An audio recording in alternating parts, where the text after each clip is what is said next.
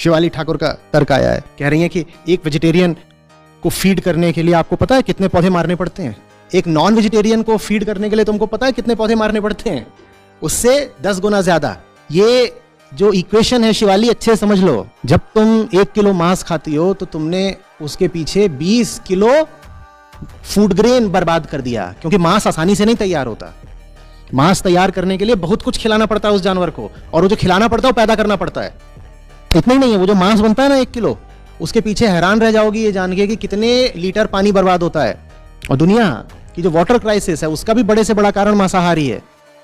अगला तर्क इन्हीं का है। शिवाली कह रही है दुनिया के 90% से ज्यादा नोबेल प्राइज विजेता तो मांसाहारी है ना, और जितने देशों में मांस खाया जाता है वो विकसित भी इतना है। वो मांस खाने के बावजूद विकसित हैं, वो मांस खाने से नहीं विकसित हैं।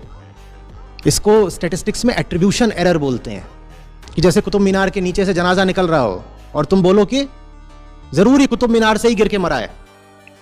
तुमने पहला फैक्ट भी ठीक बोला और दूसरा फैक्ट भी ठीक बोला। पहला फैक्ट है जनाजा निकल रहा है, दूसरा फैक्ट है कुतुब मीनार खड़ी है और कुतुब मीनार बहुत ऊंची है। लेकिन तुमने उन दोनों में जो एट्रीब्यूशन का, कॉजेशन का संबंध लगाया है बिल्कुल गलत है।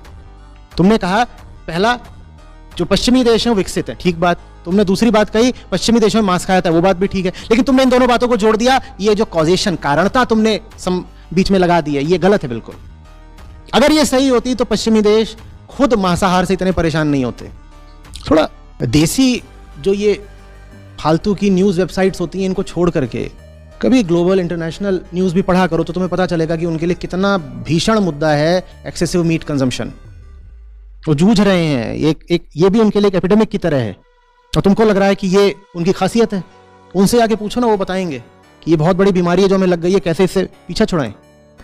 वैसे ही लिखा है कि इतने सारे जो नोबेल प्राइज विजेता हैं वो तो सब मांसाहारी हैं। तुम ये तो बताओ ना, वो जिन समाजों से आ रहे हैं वहां कितने मांसाहारी हैं? जब वो पूरा समाज, वो पूरा देश ही मांसाहारी है, हाँ, तो उसमें से जो भी निकलेगा नोबेल प्राइज विजेता वो मांसाहारी ही होगा। इसका मतलब ये थोड़ी है कि मांसाहार के कारण उसे नोबेल प्राइज मिल गया। मांसाहार तो पूरा देश ही कर रहा था, अब उसी में से किसी को मिलना है।